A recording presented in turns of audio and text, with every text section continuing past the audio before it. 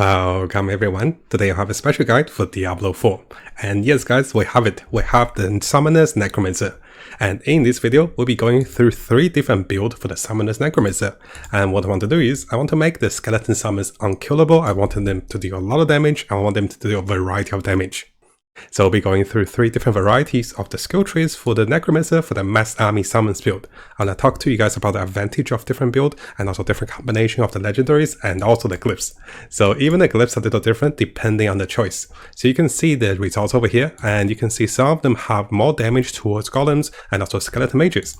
Others have more damage with skeleton mages, skeleton warriors and also golems.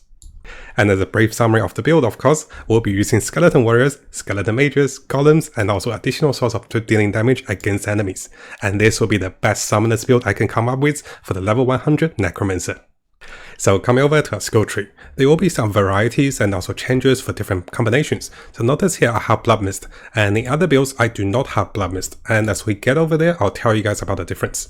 So the first part of the skill tree is very straightforward. We'll be going with Decompose and also the ability to do 10% more damage when enemies are decomposed. And here we'll be going with 5 points into Blight. You can go with less points into Blight, but we'll be doing some shadow damage as well. So the more points, you do a little more damage. And yes, we'll be dealing another 15% more damage with minions with Blight. Now, because of the changes of the Necromancers, we still have a chance of the summons still dying on us. So this is because, back in the beta, in the service line, you saw the summons die, right? So I want as many corpses as I can. So we'll be going with 3 points into healed flesh. And this is for all 3 of the builds. Now, as we keep going, we're going to the first variety of the build. So here we'll be going with 3 points into skeleton warriors, gaining 45% more damage and also more life. And we'll also be going with the consumption of the corpses. So 1 point into Grim Harvest and also 3 points into the Fueled by Death, which allows us to deal 9% more damage after consuming corpses, and we'll be doing this a lot. Now throughout the builds you're going to see, for all 3 of the different builds I have, I'll be consuming corpses through summoning of the skeleton minions, and also I'll also be consuming corpses with Corpse Explosion. Now my Corpse Explosion is left on level 1, and there's a reason behind it. This Corpse Explosion will become damage over time, dealing about 110% shadow damage over 6 seconds. And while we consume corpses to do this, then over the course of 6 seconds, when enemy get damaged by the corpse explosion, they have more chance of making more corpses. So this is like a self-refunding corpse explosion, which allows us to get more corpses and also more damage because of that. Now over here, we'll be looking at a legendary which allows Blood Mist to trigger corpse explosion. So what this actually does is, you don't have the Corpse Explosion on the active spell tree, you just have Blood Mist, and this will trigger the level of your Corpse Explosion and also special effects. So this actually saves an active skill point, or active slot for your skills. So this is one of the combination we can have, but alternatively we don't have to use this legendary, we don't have to use this combo, which allows us to save 3 skill points, not going to Blood Mist. But if we do go into Blood Mist, we'll be going into its upgrade, which allows us to get more corpses. Now once we get to the second build, we'll talk about the advantages and disadvantages of the combination of the legendary, because you have 1 less legendary slot and you do have this 3 skill point that is spent over here. But you do have a lower cooldown with Blood Mist because of the legendary. You also have 1 more skill activity, right? So if we come back to the skill tree, we'll be going with 3 points into skeleton mages, which allows them to do 60% more damage and also having 60% more life. We're also going to 12% increased damage to distant enemies. As a summoner, we do want to keep a distance. Now as we keep going, you're going to see that I have putting 1 point into when corpses are formed by your skills and your minions, you gain 2% base life as fortified. Because it will be forming a lot of corpses, 12% chance of dealing damage to enemies, and this is doubled against bosses. We'll be getting a lot of free fortified because of this. And over here I have also perked into the darker section, so which allows the darkness skills to give us more movement, and also more chances of stunning enemies, or we can go with more damage. And finally, we'll be doing 9% more damage to enemies who are slowed, and also 9% damage to enemies who are stunned and also immobilized, with the shadow damage dealt by my minions, which is also applied. And this will be a major factor for us to be dealing damage for the first build. Now I explained the concept of the shadow damage dealing build for the Necromancer very soon, which come from the Necromancer yourself and also your skeleton mages. Now as we keep going, you're going to see that we're going with 3 points into golems, allowing the golems to deal 75% more damage and also more life. And we'll be going with Army of the Dead, which revives all the skeleton summons, because when we use Army of the Dead, everyone gets revived. and there's also, have more corpses to be dropped behind. Now over here, we're also going to the all points into summons, which allows a very durable summons, because what you want to see is Death's defense allows the minions to not take more than 45% damage of their maximum life. So you will take the boss monster 3 hits to kill your summons. And by that time, if you're healing with your Skeleton Priest, every 5 seconds you heal for additional 60% of their max life. So if the enemy can't deal 4 instances of damage against your summons, they cannot kill them in one shot. And this is the first thing that makes our minions unkillable. Now finally, we'll be going into additional attack speed for the minions. Because we'll be keeping a distance, likely will be very healthy, so they deal 12% more attack speed.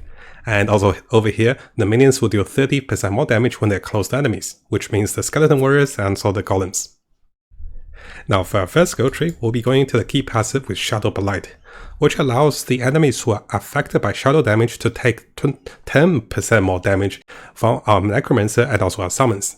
Now after taking shadow damage 10 times, enemy will also take additional 20% more shadow damage. Now this might not seem very strong initially, but the alternative is that you provide attack speed to your minions, and when you have more minions, you get 30% attack speed. Now 30% attack speed is pretty good, but you must not take damage, and we do have a build over here, which actually talk about not taking damage with your minions. Now briefly coming over to the legendary choices for the first build. So over here, my two-handed weapon, I'll be going with the summon minions having a more attack speed as they attack enemies, up to 42% or 84% if you're on the two-handed weapon, and I do plan to have this on the two-handed weapon. And this attack speed will go with all the summons, skeleton warriors, mages, and also the golems. Now as for my amulet, what I plan to do is my skeleton will be my major focus of this build, and if they stay alive, they will do 30% more damage and 45% more damage when this is on the amulet. And because we'll be going with the Blood Mist build, the helmet will be providing us with Blood Mist, which triggers Corpse Explosion. And the chest will be providing us with 2 more skeleton summons with warriors, and also the boots will be providing us with 2 more skeleton mages, so we get 2 of each. Now we remember earlier we were talking about the Shadow Blight passive that is over here. So here are some really good legendaries that can boost this up. The first legendary is that when the Shadow Blight key passive is triggered, so after you have done 10 times with shadow damage, which you'll be doing shadow damage with Blight, you'll be doing shadow damage with Decompose, you also do multiple shadow damage with Corpse Explosion. And on top of that, our skeleton summons shadow mages will also deal shadow damage. So you have like 4 triggers of shadow damage every second pretty much. And when this is triggered, you can deal up to 120% more damage. And on top of the Shadow Blight doing more damage, one can also increase the Shadow Blight's additional 20% damage up by 40% up by 5 times. So this will increase the Shadow Blight's additional shadow damage by 200%, which could be very interesting for this build. And our final offensive codex is that when the Army of the Dead is triggered, minions will become unkillable and also deals 100% more attack speed. So 90% damage reduction, 100% more attack speed. And this is the same legendary for all the builds. Now in order to make our skeletons a little more durable, we'll be going with the pens that when you have more than 7 minions, your minions also gain 15 to 20% more damage reduction. And this is very important because we don't want our minions to be dying. Now that we had to look at the first variation for the Summoners build, let's quickly have a look at the second one before we come over to the Book of the Dead, because they are quite similar. So the first variation is that instead of going with Shadow Blight, which takes up 2 legendaries, we can go with Kane's Edit, which allows us to deal with 15 to 30% more attack speed with summons. And if you're doing this, what I'm also planning to do is I'll show you guys a build without the Blood Mist. So here we're saving 3 legendary spots compared to the first one, which 1 legendary goes to Blood Mist and also 2 more goes to Shadow Blight. And in case you guys are wondering about additional points, more points will be given over here for more chance of stunning and also dealing more damage. Now if we move over to the legendaries, I'll show you guys the different ones. So one of the first different ones is because we want to be dealing more damage with our summons. And here when we have a barrier, we'll deal 25% more damage. And this actually works together because you actually don't want to take damage. If you take damage, you will lose the 30% attack speed. So when you have a barrier, you deal 25% more damage. And one of the items that provide us with a barrier is that when you attack elites, you gain a barrier for 10 seconds. Even though this happens every 30 seconds, this should keep you durable with more damage boost. Now the second additional legendary we have is going to be dealing additional 30% damage when standing still. This one's pretty straightforward. If you get a good roll after 3 seconds, you deal 30% more damage. And that's pretty decent, right? So everything else is similar to the previous build. Now coming over to the Book of the Dead. For the first two build, we'll be going with the Skeleton Rapiers. And the Rapiers will be able to do more damage when they attack enemies who are immobilized, stunned, and also vulnerable. So here we'll be focused on slowing enemies and also making them stunned. So one of the ways of slowing enemy is coming with Blight. Blight will always be able to slow enemies by 25%. So what this allows us to do is, the skeletons over here will deal tremendous damage with a powerful attack, and when they hit enemies with super fast attack speed, they will be reducing the cooldowns, and this will be really beneficial for the more attack speed we have. Now for the skeleton mages, we'll be going with Shadow Mages, and this will allow Shadow Mages to deal more attacks every 5 attack, and because we're stacking so much attack speed for both of the first build, this is really good. Now finally, our Golem will be here to do more damage. The Golem will become unstoppable, drains blood, and also deal more damage for enemies nearby. And also over here, when Golems are really high with HP, with 80% more HP, they have 25% damage reduction and also 50% more damage, which makes them really good. Now I know I'm showing you guys a lot of build because I spent a lot of time. I really want to plan this Necromancer out. So bear with me, let's quickly have a look at the third build. The third build is actually very similar to the first build, which you have the Shadow Blight passive, you also have the triggers with Blood Mist. For the third build, what we're doing is, we're triggering the unkillableness of the Skeleton Defenders, and this will make your summons unkillable, pretty much. So Skeleton Defenders gets 15% life, and every 6 seconds they become invulnerable to 1 direct damage, and that's going to be very important. So every 6 seconds they're immune to 1 damage, and on top of that, they cannot be killed after 3 hits, and you'll be healing them every 5 seconds. So those rotations in total will make your Skeleton Warriors pretty much unkillable. Now of course we'll be summoning more healings, and also we'll be having additional ways of protecting them as well. So here for the Skeleton Mages and also Golems, they're pretty much the same. Now there is an adjustment for the third build. Because we're actually not going to deal damage with the Skeleton Warriors, we're just using the Skeleton Mages for the major source of damage. So the Mages will have 2+, we won't be going for the Warriors. So what this allows me to do is, I'll still have the Blood Mist, but over here we'll have a special way of dealing more damage, which means when enemies are unstoppable, we'll deal 50% more damage. Now everything else with the legendaries, they're pretty much same as the first build. Now if you guys haven't subscribed, it is a really good time to do so, because I'll be covering tons of Diablo 4 related topics and also videos and also guides. We'll be looking to the top meta builds, non-meta builds, leveling up, and also Paragon tricks. We're also looking to the latest events and also official updates, and also changes to different characters and also different builds in the game. So make sure you hit that subscribe button and also turn the notification on, because a lot of you who are watching the videos have not subscribed. You can see 80% of the viewers who are watching our videos have not subscribed, so make sure you subscribe to stay tuned for the latest update for Diablo 4. Now I'm sure you guys are quite excited for the last part, so here we go, we're going to look into the Paragons for the all 3 build. So what is going to be the difference is, the first 2 builds actually have the similar branch of the Paragons and also the choice of Glyphs, but the third build will have a different way of Paragon. Because we're not going for the Skeleton Warriors damage, actually this is the third build, so notice here we have Skeleton Mages damage, the Golem damage, but we do not have Skeleton Warrior damage. But for the other 2 builds, we have the Skeleton Warrior damage with 188%, and I'll show you guys the adjustment for this one. Now to be honest guys, I spent a lot of time looking at the Paragons. I want to min and max every single point. So what that means is, usually the Glyphs are the best in slot after taking lots of time looking into it. So what I mean by that is, if you have a look at this one, you get 44 maximum willpower on this Glyph and also on the region. And this is by far the best region for this particular Glyph if you choose this one. But here I also had a look at here, you can get 49 willpower, and also over here you can get 49 dexterity. And those are some of the ways to get the maximum benefit from the Glyphs. So starting with the pathway, we'll take the right side to get more percentage of damage, and for the first Glyph, I really recommending to have the additional damage with Skeleton Mages. Because you can get 70 intelligence over here, this will give you a massive boost of damage, and this will also boost its survivability.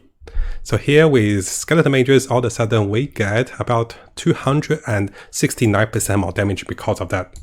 And here we'll be going with more intelligent perks and also more damage perks.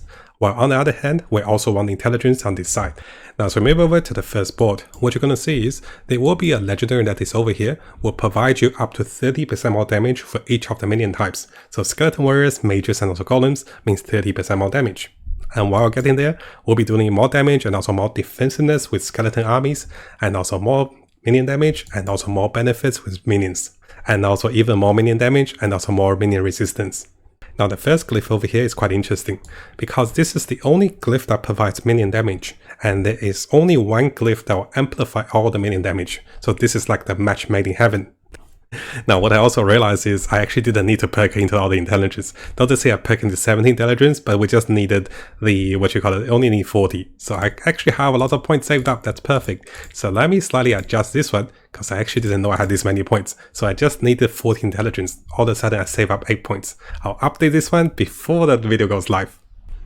Actually, maybe I should just leave the points to you guys. So some of the points I actually spent over here to get more willpower, and for the rest of the points, because you can see I have skipped some of the defensive blue perks, and if you guys do want to go for those, you can still come for, golem armor and also things like that.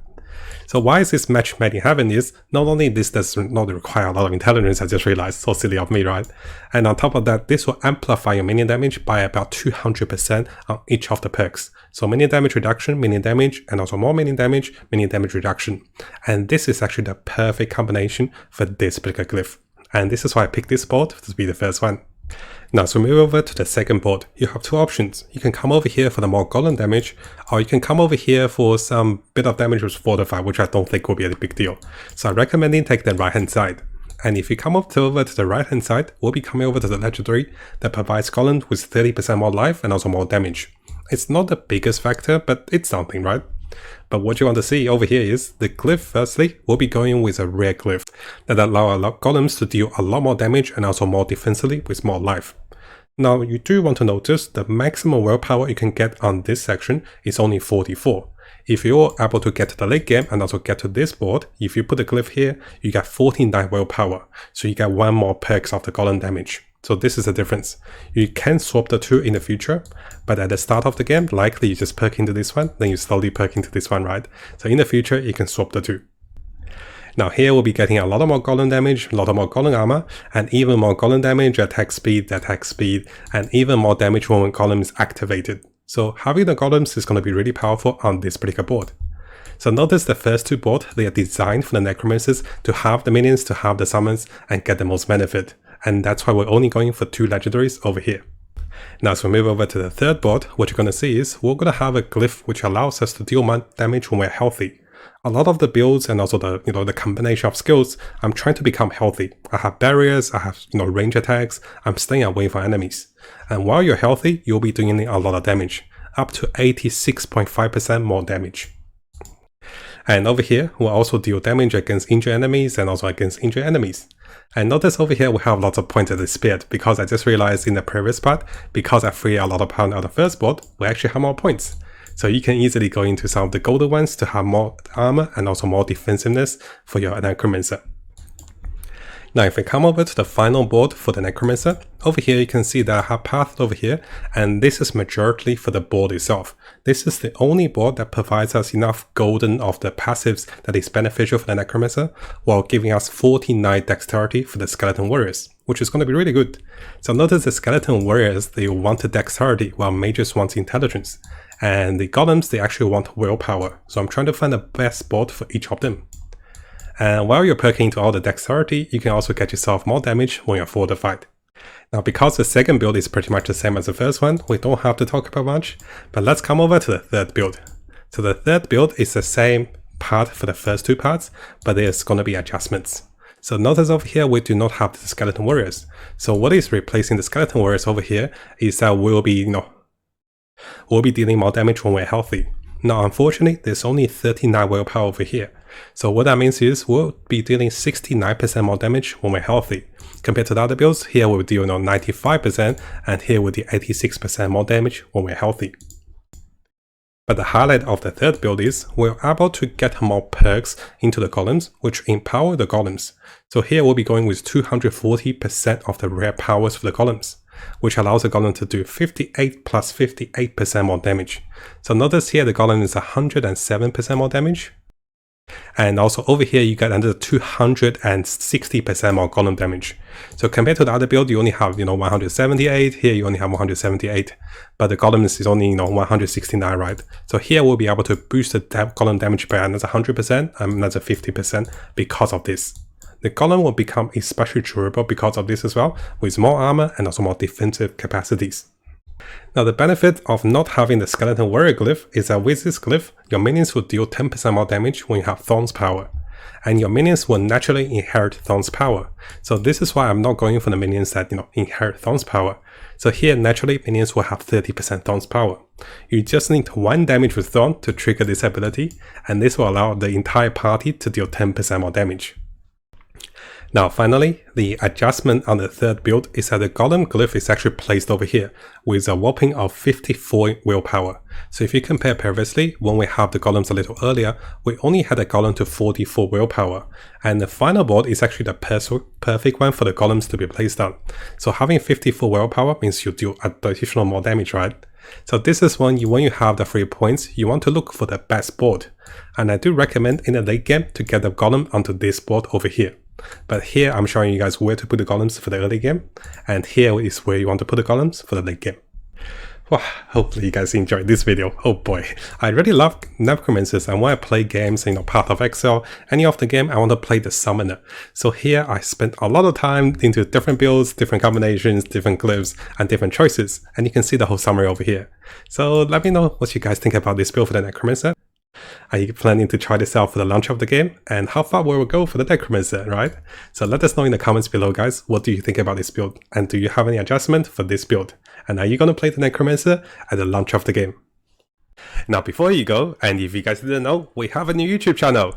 And if you guys haven't subscribed, make sure you subscribe and check out the behind the scenes and also fun clips and also more stories about us. And then you get to know me a little more personally instead of just reading the news and also the games, right? So I want to share a little bit more with you guys. So make sure you check this channel out if you're interested about Matt and also Uni. She's really funny too, and she's really shy. So I want to give her a surprise and do a shout out for the new channel to get some subscribers. Thank you guys. I'll see you guys next time.